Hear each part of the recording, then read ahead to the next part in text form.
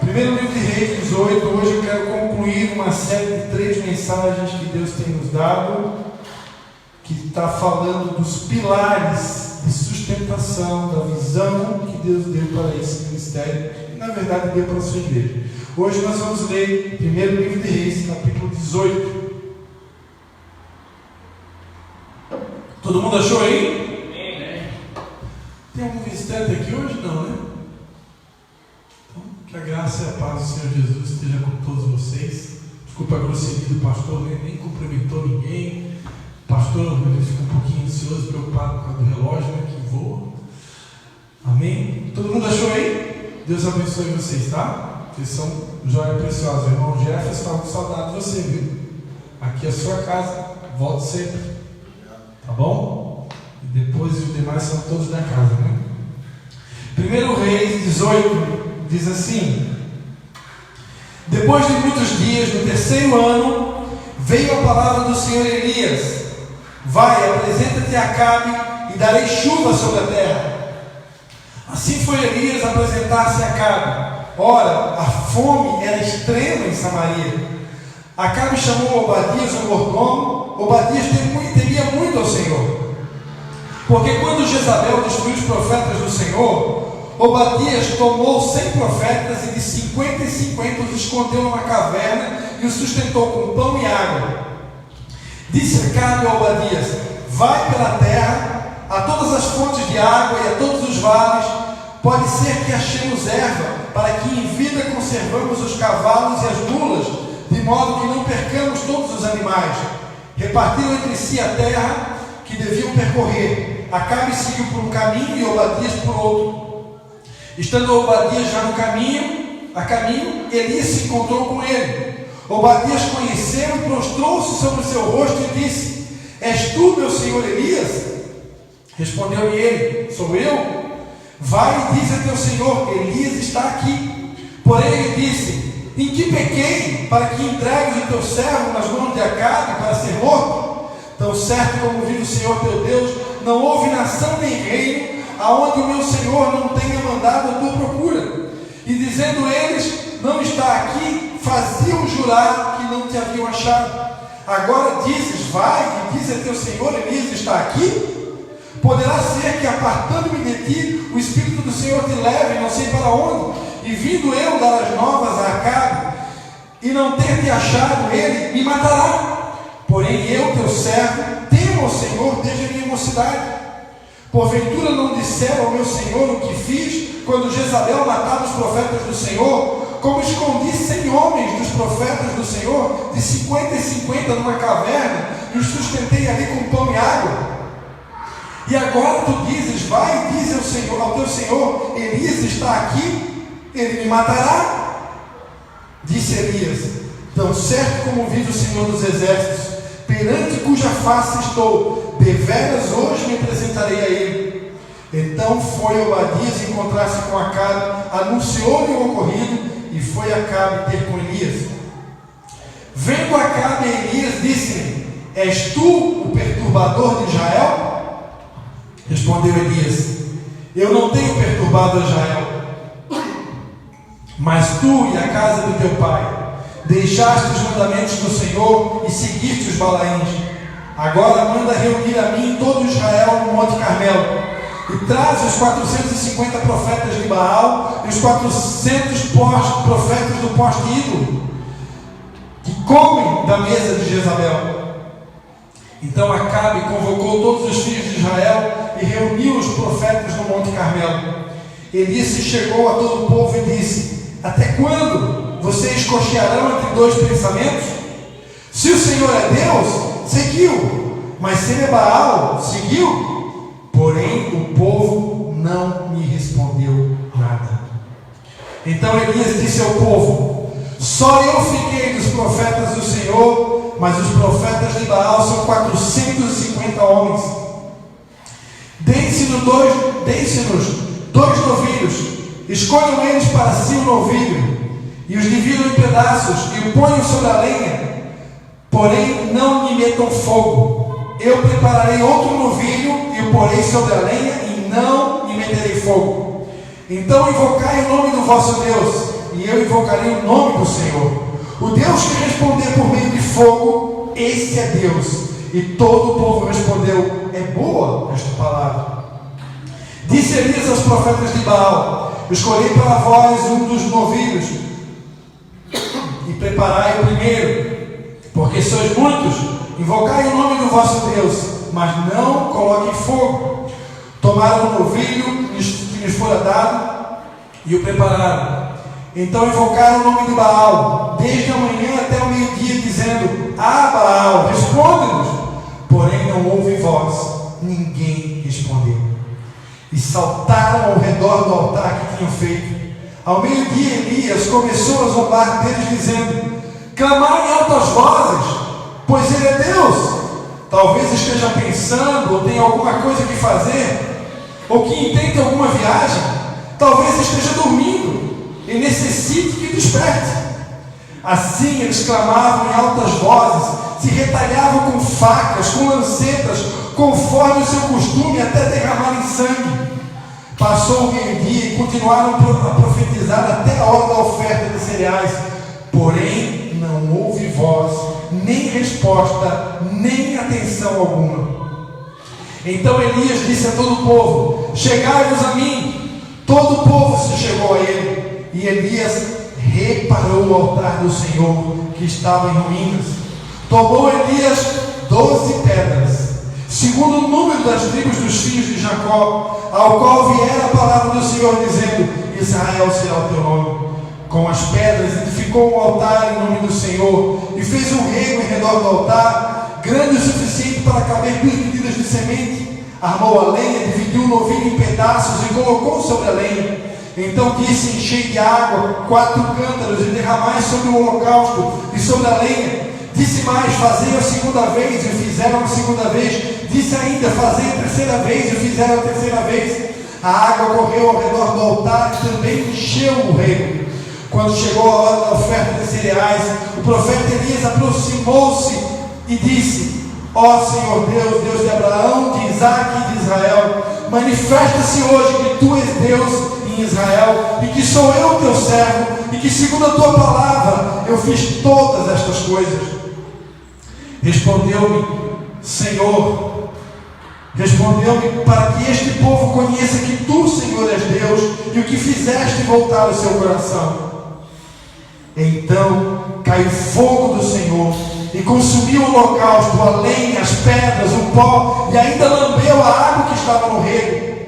O que vendo todo o povo caindo com o rosto em terra, e disseram: só o Senhor é Deus, só o Senhor é Deus.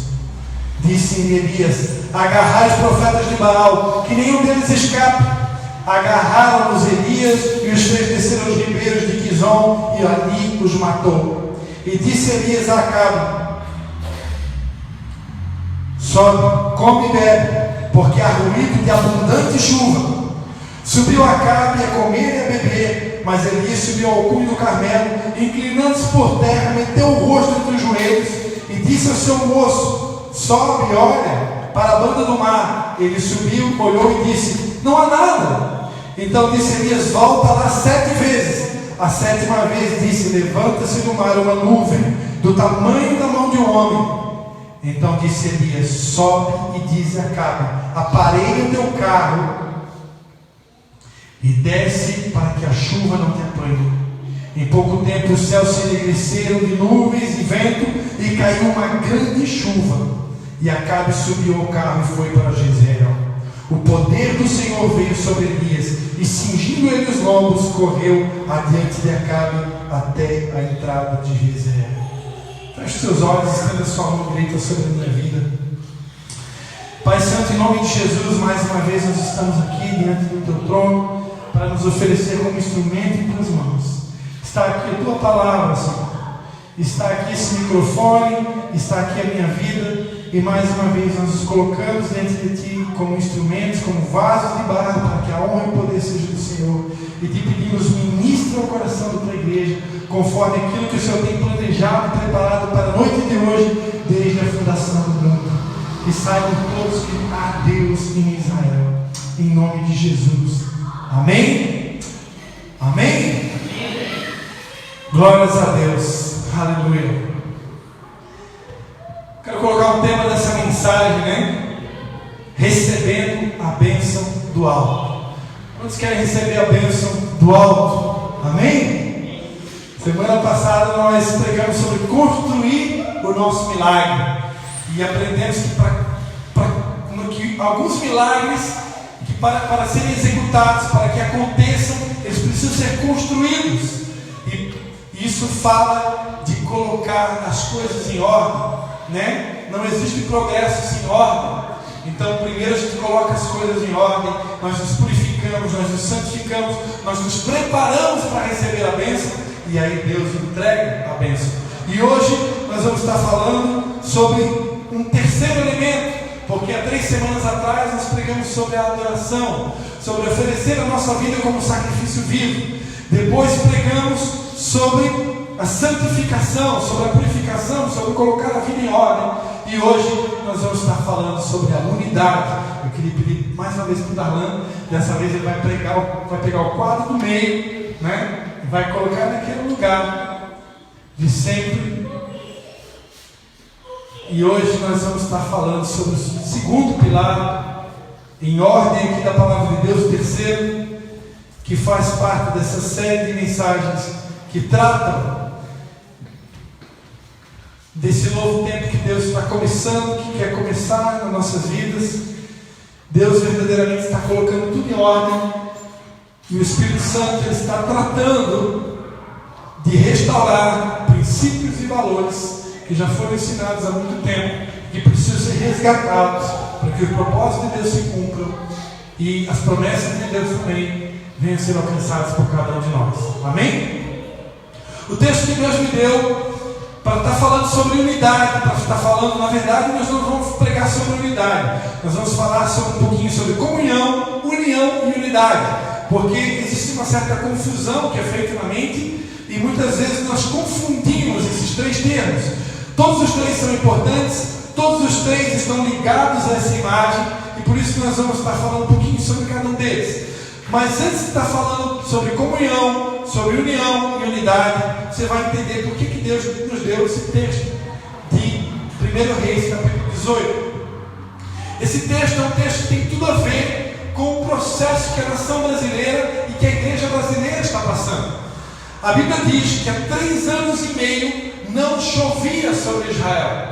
A chuva é sinal de prosperidade. Quando Deus não manda chuva, naquela época o povo vivia da lavoura, vivia do plantio de alimentos. Se Deus não enviava chuva, os animais não tinham água para beber, os animais adoeciam, não havia como plantar, a terra ficava seca, né? O Jair aqui no meu lugar ia dizer que a terra dura, né? A terra que tem pedras, né? não pode penetrar na semente. Ou seja, quando a semente cai numa terra pedregosa, não vai dar fruto. Então era exatamente esse momento que o povo de Israel estava atravessando, um tempo árido, um tempo de sequidão. A Bíblia vai falar lá em Lucas 4:25 que era um tempo de extrema fome, era um tempo de fome, era um tempo de seca, era um tempo que não caía chuva.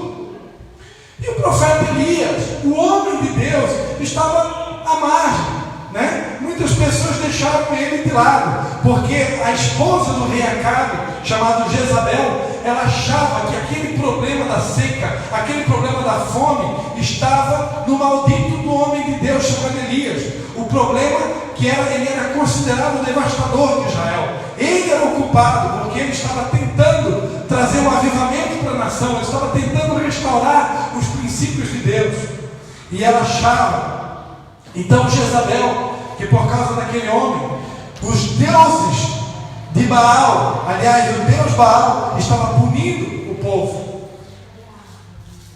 Aquela mulher, uma das maiores pestes que houve na história de Israel, um dos piores reis que houve na história de Israel, Israel, reino do norte, porque nessa época quem governava no reino do sul era Josafá. Josafá reinava. Após a morte de Salomão, o reino foi dividido. Jeroboão assumiu o reino do norte e Judá foi assumido por outro rei. E depois, com a morte de Jeroboão, foi levantando outros reis, um atrás do outro, até que chegou a vez de Acabe. Acabe foi um péssimo rei. Acabe casou com uma mulher ímpia chamada Jezabel, e essa mulher começou a instituir o culto a Baal. Era um tempo terrível, era um tempo de seca, era um tempo onde eram adorados outros deuses, até que Deus disse basta.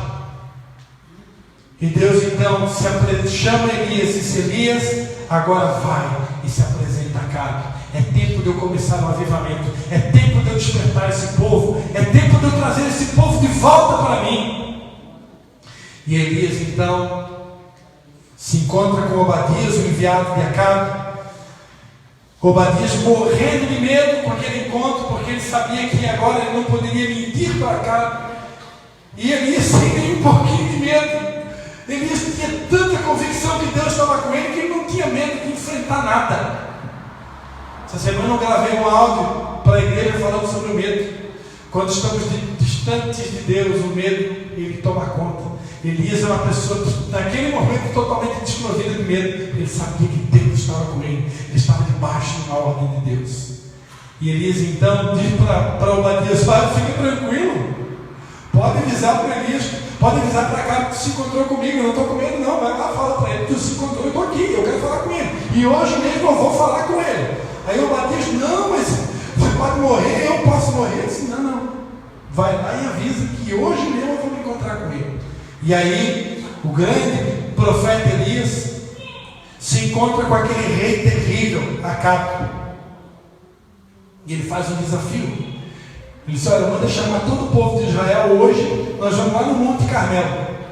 Traz todos os profetas de Baal, os 450 profetas de Baal, traz todo o povo para ver o que Deus vai fazer hoje à noite lá no monte. E ele desafiou: pode mandar dizer lá, nós vamos todos dois aqui, cada um vai receber um novilho, os profetas de Baal vão oferecer um sacrifício, e eu também vou oferecer o meu sacrifício. O Deus que responder com fogo, esse é o Deus verdadeiro. Aí vocês vão saber quem é o Deus verdadeiro, se é Baal ou se é o Deus que eu sirvo. Aí o povo disse: olha, é boa essa palavra, gostei de ver. Tem que ter coragem, né? Elias foi mais corajoso do que Davi diante de Golias, porque Davi estava desafiando um gigante, Elias estava desafiando 450 profetas de Baal, sem falar que estava todo o povo de testemunho. Se Deus não respondesse com fogo, meu Deus, ele ia passar uma vergonha, e além de estar correndo, a vida dele estava correndo perigo de morte. E aí, como a gente leu aqui, os profetas vão lá, oferecem o sacrifício deles, começam a invocar Baal, e faziam barulho, batuque, se retaliavam com facas, derramavam sangue, porque o inimigo também imita, né? Vocês sabiam que o sangue tem poder, né? Derramar sangue, sacrifício, e eles oferecem sacrifício. Veja que não é só o povo de Deus, mas o inimigo também oferece sacrifício. E eles ofereciam sacrifício, se retaliavam e chamavam, e nada de Baal respondeu. Até que Elias pega, sacrifica o novilho dele, divide em partes, levanta a lenha, pega 12 pedras, restaura o altar, manda colocar água por 3 vezes. Elias queria provar que o Deus dele era tão poderoso que era capaz de queimar todo o sacrifício submerso por água, para ficar bem difícil, porque se não tivesse a água, bota uma lenha seca ali, vai que arriscaria um pedacinho de fogo ali, de uma pedra ali, já saía fogo, né? E alguém poderia correr o risco de dizer: não, mas ele jogou fósforo lá, né? Por isso que pegou fogo. Mas ele mandou encharcar de água, para eles verem que não, é somente uma manifestação de Deus, porque não tinha como botar fogo naquele trem. O novilho em cima de lenha, submerso por água, tinha água por tudo, ele mandou botar água 3 vezes. E aí Elias roga, invoca o nome do Senhor, e Deus responde com fogo. Depois Elias vai lá, mata os 450 profetas de Baal, e manda Acabe alinhar, consertar o carro dele, alinhar a vida dele, porque Deus iria enviar chuva. Depois de 3 anos e meio sem chuva, Deus iria enviar a chuva. Mas por que Deus mandou o fogo? O fogo representa a glória de Deus, representa a manifestação de Deus, representa o poder de Deus, e a chuva representa o derramar do Espírito Santo. Ó vós todos que têm sede, vinde as águas. Deus ia mandar o fogo, Deus ia mandar o Espírito Santo. Mas para que Deus fizesse isso, existem alguns princípios. Primeiro princípio, precisou haver sacrifício. Elias precisou sacrificar um novilho. O que nós aprendemos aqui 2 semanas atrás? Não existe adoração sem sacrifício. Deus está procurando verdadeiros adoradores, e não existe adoração sem sacrifício. Depois Elias faz o quê? Coloca o altar em ordem. Sem ordem não existe fogo. Sem colocar a minha vida em ordem, sem colocar a minha vida dentro do altar de Deus, sem santificar a minha vida, sem purificar a minha casa, Deus não vai mandar fogo. Não adianta falar em língua estranha, não adianta subir morro de joelho, não adianta nada. Se eu não colocar a minha vida em ordem, Deus não manda fogo.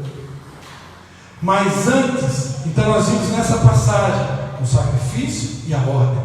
Mas antes disso, Elias pegou 12 pedras para restaurar o altar. Repita comigo: o altar de Deus, o corpo de Cristo, só é restaurado quando há participação de todos. Por que Elias não restaurou o altar com 5 pedras? Por que Elias não construiu o altar com 10 pedras? Será que 10 pedras não era suficiente? Por que tinha que ser 12? Elias restaurou o altar com 12 pedras, porque aquelas 12 pedras representavam toda a nação de Israel. Cada pedra representava uma tribo.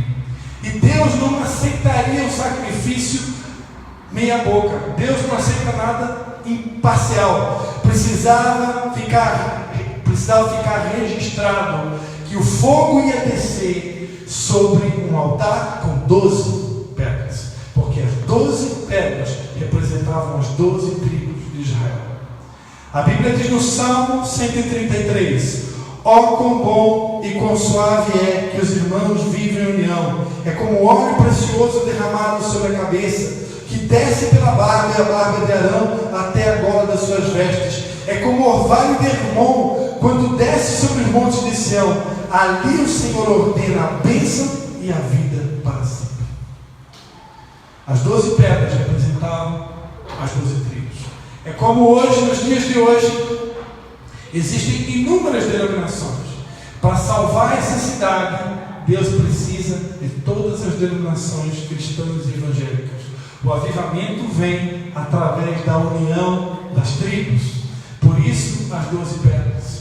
Josué, quando atravessou o rio em direção à conquista da terra prometida, Deus fez ele ajuntar 12 pedras no rio. Então Deus sempre deixa sinais e pistas. E é sobre esse ajuntamento das pedras que eu quero falar hoje. Também Ezequiel, quando foi profetizar sobre o vale de ossos secos, antes de Deus mandar o vento, antes de Deus mandar o Espírito, primeira coisa, o exército precisou se unir. Se não tiver união, irmãos, não tem avivamento. Se não tiver ajuntamento, se não tiver unidade, não tem avivamento, não tem fogo, não tem glória de Deus. Todo mundo quer o fogo, todo mundo quer a glória de Deus, todo mundo quer a chuva, todo mundo quer o manifestar do Espírito Santo. Mas isso só acontece com restauração do altar, só acontece com sacrifício, só acontece com santidade e só acontece com unidade. Amém? Elias uniu as pedras, restaurou o altar, ofereceu o sacrifício. Aí veio o fogo, aí veio a chuva, que fala de prosperidade. Comunhão é necessário para obter a união, e a união finalmente para alcançarmos a unidade. Comunhão é associação com pessoas, envolvendo a amizade, incluindo a participação nos seus sentimentos, nas suas experiências e na sua vivência. É um relacionamento que envolve propósitos e atividades comuns, é uma parceria. A palavra comunhão no Novo Testamento, em grego, é a palavra koinonia. Koinonia significa companheirismo, participação, compartilhamento, contribuição conexão com o próximo e com Deus. Abraça essa pessoa que está do seu lado e diga assim: eu sou teu companheiro, companheiros de companheiros. Conta comigo, eu sou teu companheiro. Amém? A Bíblia diz em Atos 2:42: e perseveravam na doutrina dos apóstolos e na comunhão e no partir do pão e nas orações. O que a igreja primitiva perseverava? Na comunhão. A igreja primitiva tinha milagres? Tinha sinais? Tinha maravilhas? Mas tinha comunhão. Se andarmos na luz como Ele na luz está, 1 João 1,7, temos comunhão uns com os outros, e o sangue de Jesus Cristo, seu Filho, nos purifica de todo o pecado. Se andarmos na luz como Ele na luz está, temos comunhão uns com os outros. Irmão, se você não está conseguindo ter comunhão com o teu irmão, eu quero te dizer que você não está mais na luz. Você saiu fora da luz e agora você está em trevas. Existem pessoas que são muito boas de apontar o dedo, de falar, de acusar, de dizer um monte de coisa, mas cadê a comunhão? Se não tem comunhão, irmão, você está em trevas. Porque a Bíblia diz que se andarmos na luz como Ele na luz está, tem comunhão um com o outro. E o sangue de Jesus, Ele vai te purificando de todo o pecado. Rogo-vos, pois, irmãos. Ah, não, já estava pulando a pregação, né? Então, Deus está nos chamando para viver a igreja primitiva, viver em comunhão. Nós precisamos estar em comunhão uns com os outros. Amém? Quem é bom de comunhão é quem é bom de perdão, é bom de perdoar. Depois, a união. União é a associação ou combinação de vários elementos semelhantes ou diferentes, com o intuito de formar um conjunto. União é o ato ou o efeito de se unir duas ou mais partes distintas. Uma união pode acontecer de diversas formas, como a ligação ou a combinação de esforços e pensamentos para um bem comum, por exemplo. Como igreja nós temos um bem comum, nós temos algo em comum, irmãos? Sim ou não? Nós temos uma missão em comum? Sim ou não? Então é preciso, se unir. Porque sozinho, uma andorinha sozinha não faz verão. Já diziam os antigos. 1 Coríntios 1,10: rogo-vos, porém, irmãos, pelo nome do nosso Senhor Jesus Cristo, que digais todos uma mesma coisa, e que não haja entre vocês dissensões, antes vocês sejam unidos com o mesmo pensamento. E o mesmo pensamento, 1 Coríntios 1,10. Tiago 4, 9 a 12, a Bíblia diz: senti as vossas misérias, e lamentai e chorai, converta-se o vosso riso em pranto, e a vossa alegria em tristeza. Humilhai-vos perante o Senhor, e Ele vos exaltará. Irmãos, não faleis mal uns dos outros. Quem fala mal do irmão e julga seu irmão, fala mal da lei e julga a lei. E se tu julgas a lei, já não és observador da lei, mas juiz. Há um só legislador que pode salvar e destruir. Tu, porém, quem és tu para julgar o teu irmão? Diga assim: essa pessoa está do meu ladinho, é meu irmão. E eu vou ter que amar ele do jeito que ele é, com todos os defeitinhos que ele tem. Alguns eu estou vendo aqui que é mais narigudo, o outro é mais bochechudo, um é mais magrinho, o outro é mais gordinho. Mas desse jeito você tem que amar, você vai ter que amar. Amém? Porque se ele é meu irmão, ele faz parte do corpo de Cristo. E se eu falo mal do meu irmão, que é corpo de Cristo, eu estou falando mal de quem? Estou falando mal de Cristo. Eu estou falando mal de mim mesmo, porque ele faz parte do mesmo corpo que eu.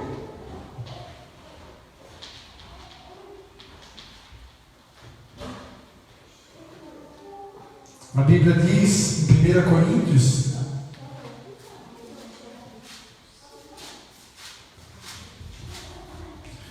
12:12.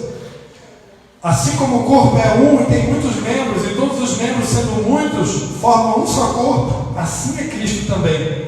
Pois todos nós fomos batizados em um só Espírito, formando um só corpo, quer judeus, quer gregos, quer servos, quer livres, e a todos nós foi dado de beber um só Espírito. Ora, o corpo não é um só membro, mas muitos.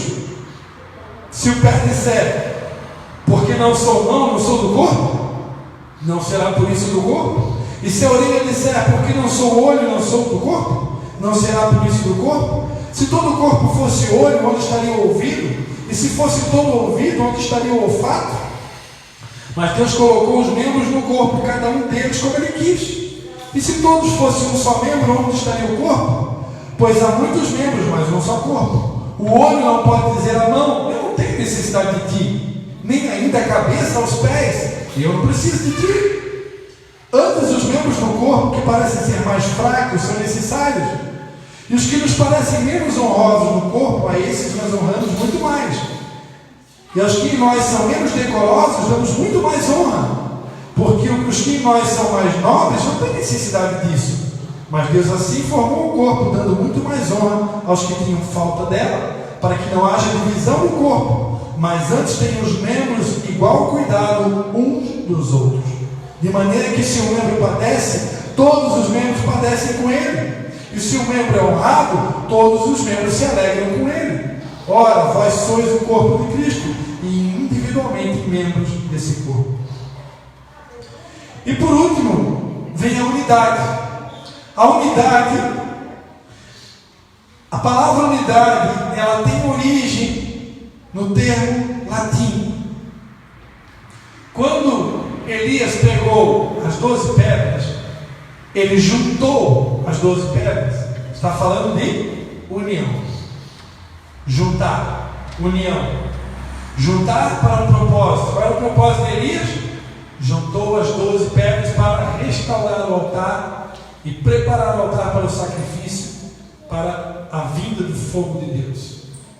União, juntar. Mas existe algo, repita comigo, existe algo. Mais forte, senão eu não falo. Existe algo mais importante que a comunhão e que a união. Se chama unidade. A unidade é uma palavra que tem origem no latim, a palavra unitas, que designa a qualidade daquilo que é único e indivisível. Tem como significado aquilo que é considerado de forma individual e não plural. Ser junto, se tornar um, ter o mesmo pensamento, um igual a ser um só, ter unidade, compartilhar as mesmas ideias. Ou seja, unidade significa tornar-se um só. Pegar um grupo, pegar um conjunto de pessoas, pegar um conjunto de pessoas com pensamentos diferentes, com ideias diferentes, com hábitos diferentes e torná-las todas uma com Cristo. Isso é a unidade. Davi, no Salmo 86, versículo 11, ele disse: ensina-me, Senhor, o teu caminho e andarei na tua verdade. Unifica o meu coração para temer o teu nome. O que Davi já estava fazendo a primeira oração de unidade na Bíblia. Davi estava dizendo: Senhor, unifica o meu coração contigo para temer o teu nome. Em outras palavras, ele estava dizendo: dá um coração igual ao teu.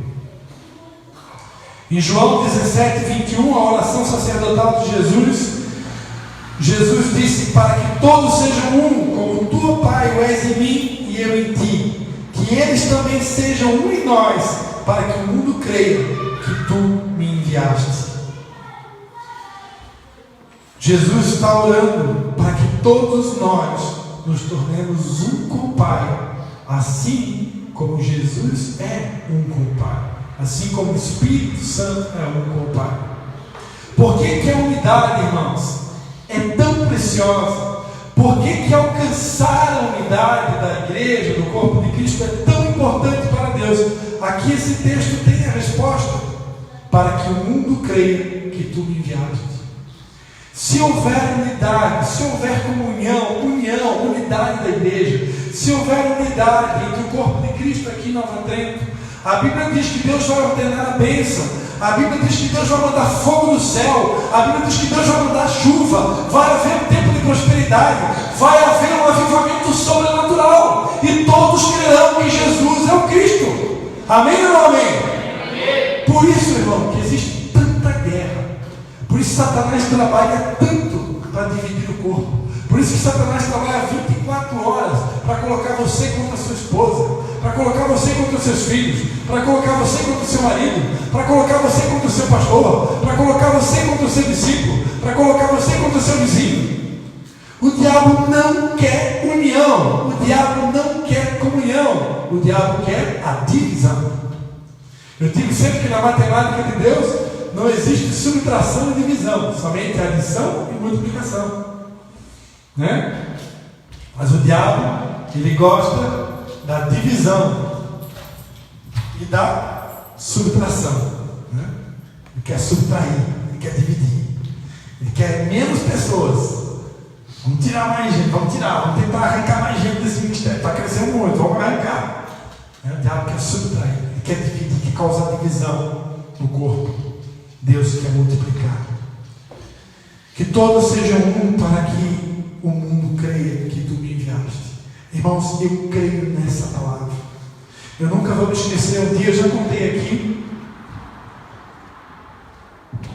Eu nunca vou me esquecer um dia, eu estava assistindo aquele evento que acontecia, não sei se era na rede Bandeirantes, que tinha o dia da noite gospel, onde era escolhida a música gospel do ano, né? A música revelação. Eu lembro que teve um ano que a música Precisa de Ti, diante do trono, foi eleita a música do ano, e tantas outras músicas que foram eleitas, e eles ali elegiam também a banda gospel de destaque do ano, o cantor gospel de destaque, a música. E eu me lembro que o pastor Cristo Duran, né, tem o mesmo nome que eu, na época ele não era pastor ainda, o Cristo Duran, ele foi convidado para anunciar a música do ano. E o Cristo Duran, antes de anunciar a música do ano, deram o microfone para ele, e ele pegou o microfone e disse: olha, eu estava lá, e com aquele jeitinho dele, muito mais manso, assim, muito mais dócil, pelo menos ao público, né? Aquele jeitinho desse irmão, assim, aquele sotaque que ele tem misturado do francês com o espanhol, com o inglês. Irmãos, eu estava lá no meu quarto, orando a Deus. Eu sabia que eu ia estar dentro de uma multidão, dentro da televisão, milhares de pessoas estariam me ouvindo. Eu anunciar a música gospel do ano. E eu pedi a Deus uma palavra que eu pudesse me dirigir a toda a nação brasileira. E eu pedi: Espírito Santo, fala comigo, o que eu vou dizer para eles? Quando eu tiver com aquela oportunidade de falar dentro da televisão, dentro de milhares de pessoas, Espírito Santo, o que eu falarei? E o Espírito Santo falou para o Cristo Duran: diga para eles que eles sejam um. Nunca vou me esquecer. Deus fez assistir. Naquela noite eu compus uma música. Eu não me preparei para tocar ela aqui agora. Então nem vou arriscar. Até arrebentou uma corda de violão, já foi para mim não pagar mico aqui. Senão eu ia querer tocar sem ensaiar, sem nada. Mas Deus me deu uma música. O nome da música é Teu Desejo Se Ilusão. Eu prometo a vocês que eu apresento ela para vocês no próximo culto, se vocês me lembrarem. A Bíblia diz em Efésios 4, 11 a 13: Ele mesmo deu uns para apóstolos, e outros para profetas, e outros para evangelistas, e outros para pastores e doutores, querendo o aperfeiçoamento dos santos, para a obra do ministério, para a edificação do corpo de Cristo, até que todos cheguemos à unidade da fé, ao conhecimento do Filho de Deus, ao homem perfeito, à medida da estatura completa de Cristo.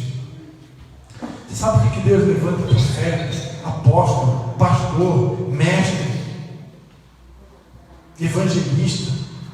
Por que Deus levanta tantas pessoas no corpo de Cristo com dons diferentes, com talentos diferentes, com conhecimentos diferentes? Para promover a unidade, para fazer com que todos nós venhamos crescer, dia após dia, crescer espiritualmente, até que todos nós nos tornamos um com Jesus. Para encerrar, irmãos, eu queria ler para vocês um texto Eu poderia falar com as minhas palavras, mas eu falar com as minhas palavras não ficaria tão completo, tão perfeito como uma leitura. Eu encontrei na internet um texto da Jornal Atos. Jornal Atos, para quem não sabe, o Jornal Atos hoje é um jornalzinho que é distribuído lá na Igreja Batista da Lagoinha, a igreja que nós tivemos como liderança recentemente lá em Belo Horizonte. Eles têm um jornal que é distribuído após o final do culto, né? Chamado Jornal Atos hoje. E eu vou ler para vocês uma matéria da pastora sobre unidade, da pastora Ângela Valadão, que é irmã do pastor Márcio Valadão. Até ela estava lá no congresso, estava bem pertinho dela. Eu pensei, vou cumprimentar ela, que eu conhecia ela, porque o restante do pessoal dela então está mais difícil de ter acesso, né? É mais difícil. Mas aí acabei deixando passar a oportunidade e logo ela já foi saindo para a rua, pegar o carro dela e deixei passar. Mas podia ter batido um papinho ali com ela. É uma mulher de Deus. Ela é líder do Ministério Gideão Anjo de Oração, que é um projeto que eles têm 24 horas de oração que não para. Eles oram todos os dias, eles têm uma torre de oração lá. Então é 24 horas de oração se revezando, né? Uma igreja muito grande, tem bastante gente para revezar. E eles fecham as 24 horas e os 7 dias da semana de oração. Ela é líder do Ministério das 24 horas de oração, pastora Ângela Valadão. E ela escreveu uma matéria sobre unidade para esse jornal Atos hoje, no dia 12 de agosto de 2007. E eu vou ler para vocês. Amém? A unidade, o que é a unidade? A unidade é bem diferente e mais forte do que a simples união. Podemos estar unidos e não ser um. O clássico exemplo das batatas nos esclarece essa afirmação. Podemos ter um saco de batatas que juntas estão em união, porém cada batata continua tendo a sua própria individualidade. Para termos o princípio da unidade aplicado às batatas, isto é, para que elas se tornem um, ou para que sejam uma unidade apenas, então teremos que fazer delas um purê. As batatas deverão ser descascadas, cozidas em água fervendo, ou seja, levadas ao fogo, e em seguida deverão ser esmagadas ou amassadas completamente. No purê teremos verdadeiramente unidade das batatas. Ninguém distinguirá qual é a maior batata, quem é a menor batata que foi amassada no purê. Ninguém enxergará qual a menor batatinha. Todas elas vão se tornar iguais na forma, na cor ou com o mesmo paladar. Isto é unidade. Na igreja ou na célula, não basta apenas estarmos juntos no mesmo ambiente, recebendo individualmente a mesma influência benéfica da presença de Deus nos cultos e nas células. É necessário, porém, que estejamos realmente envolvidos com os nossos irmãos, que nos amemos não só de boca ou de palavras, conforme nos diz o apóstolo João, mas de fato e de verdade. Nessa figura das batatas, gostaria que você, querido irmão, pensasse no significado de cada uma dessas etapas, até que se tenha um purê. Primeiramente, as batatas colhidas precisam ser descascadas. O que isso significa? Seria uma exposição do próprio interior ou da alma. Constitui-se em deixar toda a presunção ou orgulho e se esvaziar de si mesmo. É necessário que toda a casca que nos separa uns dos outros seja removida. Às vezes temos conceitos errados a respeito uns dos outros. Olhamos para alguém e achamos que aquela pessoa não gosta de mim, ou que nós não gostamos dela, sem que haja uma razão para isso.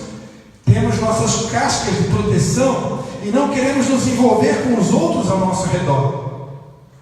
Mas o Espírito Santo usa a palavra e, por vezes, instrumentos cortantes para nos tirar as barreiras que nos impedem de ser um com Cristo e com os irmãos. Pense um pouco e veja se há barreiras entre você e algum irmão, se há algum preconceito que precisa ser removido da sua vida agora. Em seguida, o fogo irá cozinhar todas as batatas descascadas, tornando-as mais macias, para que possam ser amassadas e homogeneizadas, tornando-se apenas uma massa. Tanto o fogo do Espírito de Deus, que purifica o nosso interior, Zacarias 13:9, quanto o fogo das provações da vida, que nos fazem chegar mais perto de Deus, Salmo 119:67, nos aquecem e nos unem uns aos outros. Sabe, irmão, aquela tribulaçãozinha que você está passando, é para você ficar mais pertinho do seu irmão. Viu? Percebemos o como somos frágeis quando a enfermidade bate a nossa porta, quando a nossa própria saúde ou de um ente querido se perde. E quando macios pelo fogo, então vem um instrumento que amassa e amassa, fazendo purê. Compare com a obra do oleiro, Jeremias 18:6, que diz que ele é o oleiro e nós somos o barro. E ele, como oleiro, amassa e amassa e amassa e amassa até que a gente fique bom. Ontem eu precisei parar o meu carro na oficina, que essa semana eu troquei a correia dentada dele. Aí troquei a correia dentada, né? Depois de 50, 60 mil quilômetros você tem que trocar a correia dentada do seu carro, senão você está sujeito a ter um acidente. E aí eu troquei a correia dentada, dei 3 dias e o carro começou a falhar, né? Aí eu levei ali no meu amigo Sérgio, o carro está falhando, está pipocando. Aí foi investigar, o carro estava fora do ponto. O carro fora do ponto, irmão, não passa de 60 por hora. E muitas vezes a nossa vida também está assim, está que nem aquele carro fora do ponto. A gente anda, mas não desenvolve, não tem desenvolvimento. É necessário o oleiro pegar a gente, amassar, quebrar, amassar, quebrar, amassar, quebrar, até a massa ficar no ponto. Se tiver muito dura, não serve. Macio demais, também não serve. Crente muito mole, não serve. Crente muito duro, também não serve. Crente muito rígido, muito áspero, não serve. Crente muito moleiga, muito Maria vai com as outras, muito frágil, muito delicado, aceita qualquer coisa, não tem opinião própria, também não serve. Então existe um ponto certo. Existe um ponto certo. Deus quer nos levar no ponto. E Deus tem os instrumentos especiais para nos unir, aplicando o seu sal, que é a palavra, e dando-nos sabor agradável ao paladar, nossa comunhão com os irmãos. Não há restrição na unidade. No episódio da Torre de Babel, a Bíblia nos informa que não haveria restrições para tudo que os homens tentassem fazer, pois tinha uma única linguagem. Tudo que quisessem fazer seria possível, porque estavam de acordo com tudo, e seus esforços seriam canalizados para uma única direção. Os homens haviam resolvido que construiriam uma torre que chegaria aos céus. Então Deus desceu e confundiu a linguagem de todos, separando-os por idiomas e afinidades que se tornariam culturais, e surgiram então as nações. Entretanto, Deus nos fez seres sociáveis, e apesar das nossas próprias dificuldades nos relacionamentos, continuamos trabalhando todos para o bem comum. Você já pensou como seria um mundo com todas as pessoas amando e trabalhando uns pelos outros? Você já pensou que a vontade de Deus é que vivamos em amor e unidos de coração?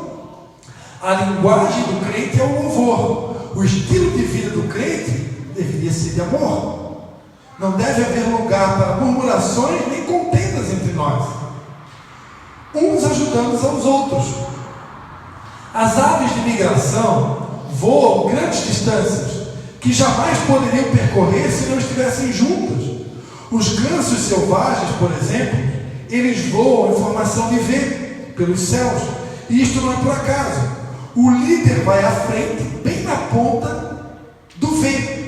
Ele rompe os ares, recebendo grande resistência do ar, mas os outros gansos que estão seguindo vão grasnando sem cessar, como num ritmo de ânimo para o seu voo heróico e fundamental. Aqueles que assistiram ao Pan-Americano no Rio de Janeiro, antes de 2007, puderam ver um de nossos atletas do salto batendo palmas ritmadas com o público antes da sua apresentação. Estas palmas lhe serviram de ânimo e cadência nas passadas para a conquista e quebra de recorde na sua modalidade. Os que vão à frente precisam das palmas ritmadas, que em linguagem bíblica seriam as orações e companheirismo na jornada.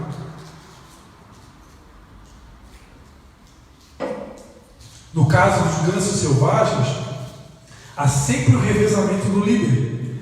para que ele descanse e os outros todos o apoiem aquele que o substitui. Como é importante olhar para a natureza que Deus criou e aprender a sabedoria do alto por meio da criação. Deus deu a Jó lições valiosas a respeito da sua soberania, mostrando a natureza. Refletindo com as ferramentas da carpintaria, o pastor Aloysio Silva narra uma parábola. Presta atenção que eu estou encerrando, tá, irmão? O pastor Aloysio Silva narra uma parábola sobre as ferramentas de uma carpintaria. Houve uma reunião entre elas e começaram a falar sobre as dificuldades dos relacionamentos entre si. O martelo não deveria mais continuar na presidência, porque ele fazia muito barulho e vivia dando golpes fortes. O parafuso foi acusado de dar muitas voltas e não conseguia falar o que era necessário. A lixa, por sua vez, era muito áspera e vivia em atrito com todos. O metro achava que ele era perfeito e ficava medindo todo mundo. Em meio a essa reunião das ferramentas entrou um marceneiro, juntou todas elas e começou a trabalhar. Bateu com o martelo, mediu com o metro, lixou com a lixa e fixou os parafusos. Finalmente, os pedaços de madeira em suas mãos se tornaram um lindíssimo móvel, liso, útil e único. Ao terminar o serviço, o marceneiro tornou a colocar as ferramentas juntas e saiu. O serrote então disse o seu discurso: Senhores, ficou demonstrado que nós todos temos defeitos e virtudes. Entretanto, o marceneiro usa as nossas habilidades, que às vezes podem não ser totalmente compreendidas por quem está ao nosso lado. Não vamos olhar para as nossas dificuldades ou defeitos, mas para os nossos pontos fortes e virtudes. Assim, juntos seremos usados para que sejam feitas lindas obras pelo nosso mestre marceneiro. Paulo compara a igreja como o corpo humano, onde todos têm a sua função e são importantes à vida em todos os sentidos. Amém, irmãos? Que assim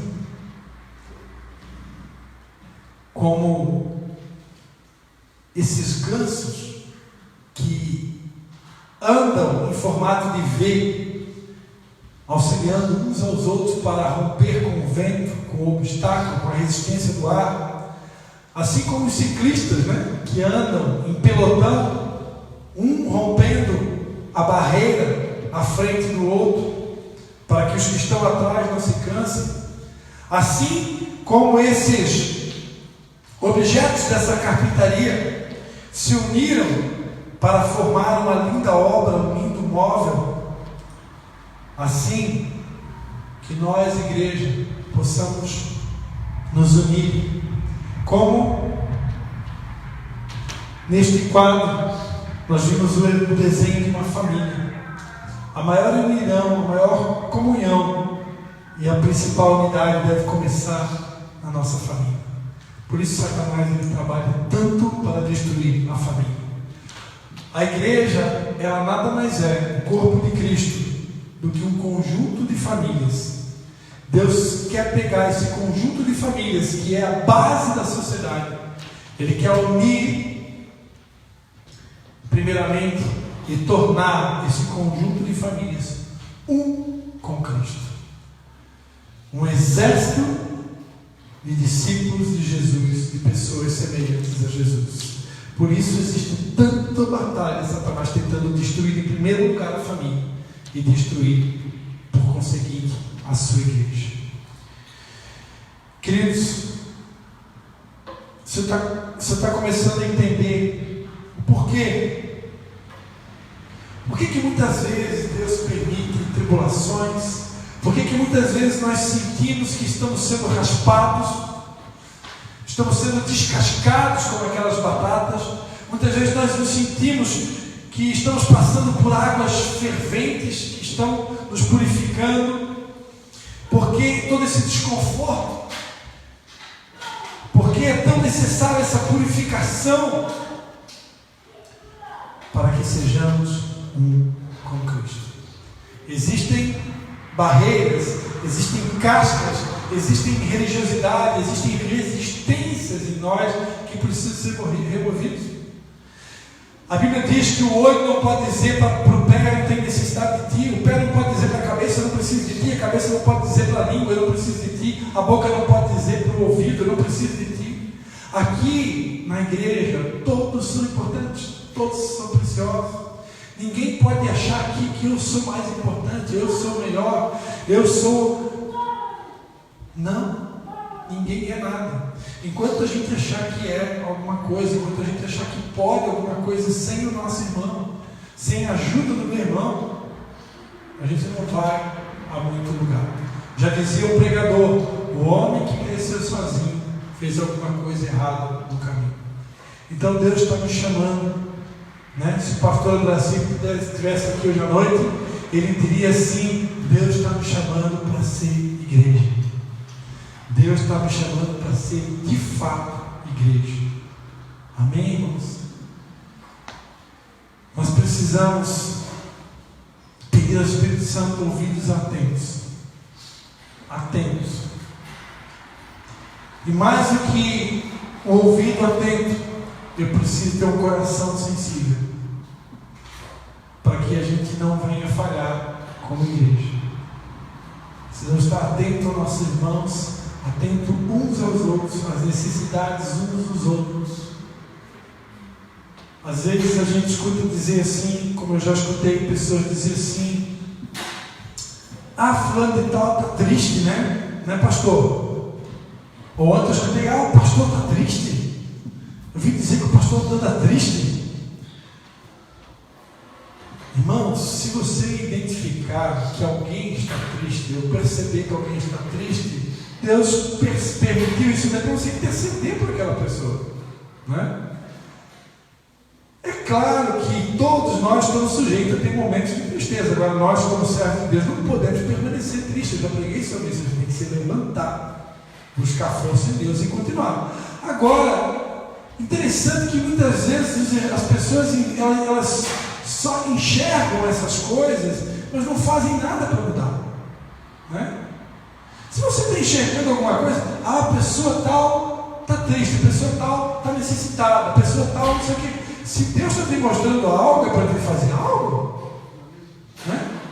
Deus colocou no coração da irmã Tânia essa semana, foi lá em casa fazer uma faxina na casa do pastor, né? O Espírito Santo falou para ela que estava uma bagunça. Tá, é porque ela veio na pregação, põe a tua casa em ordem. Sabe, ela pensou assim: a casa do pastor está uma bagunça, eu vou ajudar a botar em ordem, senão ele morrerá, não viverá. Mas, irmão, quando Deus mostra alguma coisa para nós, é para a gente fazer alguma coisa, né? Fiquem tranquilos, o pastor não está me ajudando em casa própria, né?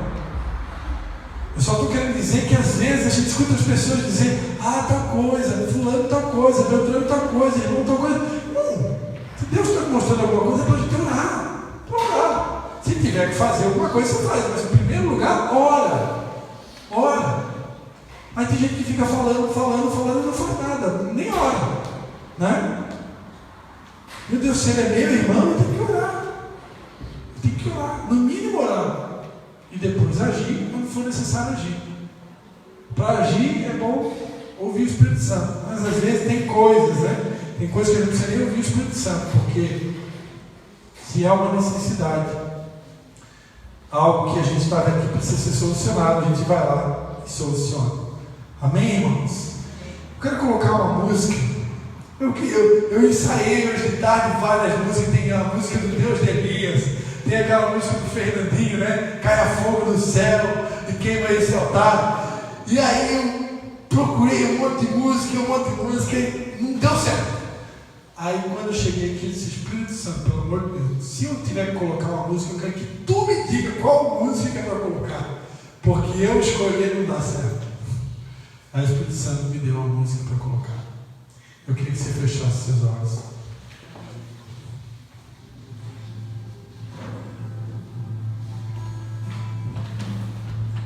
Quero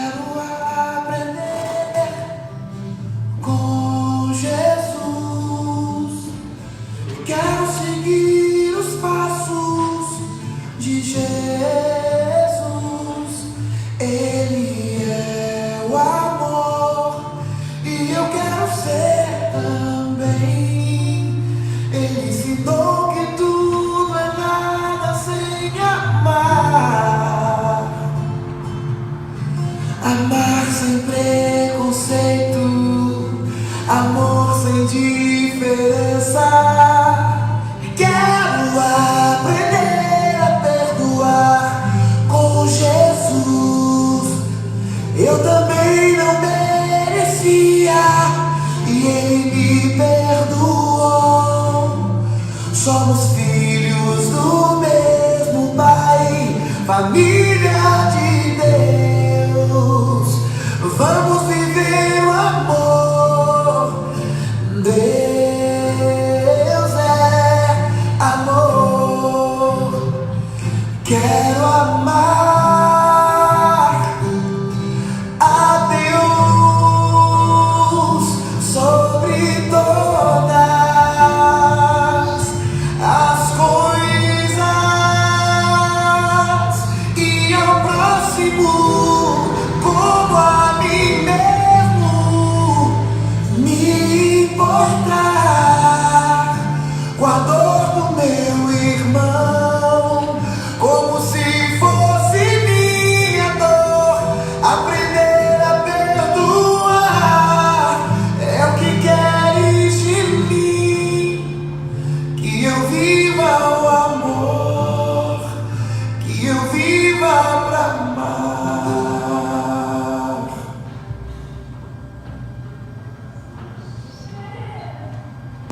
Quero aprender com Jesus. Quero seguir os passos de Jesus. Ele é o amor e eu quero ser também.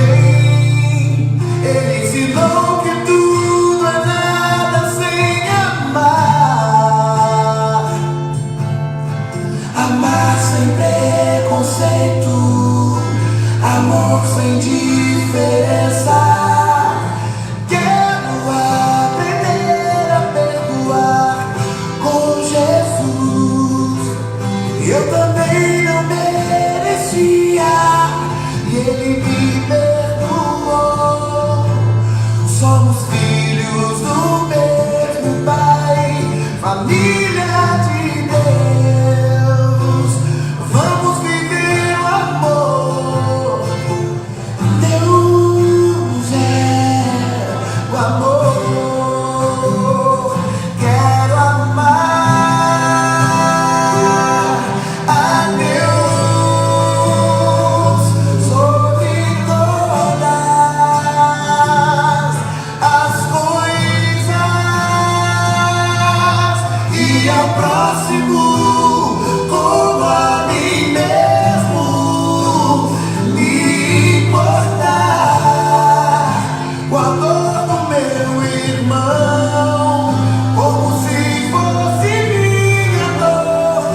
Aprender a perdoar é o que queres de mim. Que eu viva o amor, que eu viva pra amar. Quero Convidar você nessa noite. Espírito Santo está falando aqui ao meu coração. Existem pessoas aqui que precisam perdoar. Existem pessoas aqui que precisam perdoar o seu cônjuge. Existem pessoas aqui que precisam perdoar o seu pai, sua mãe.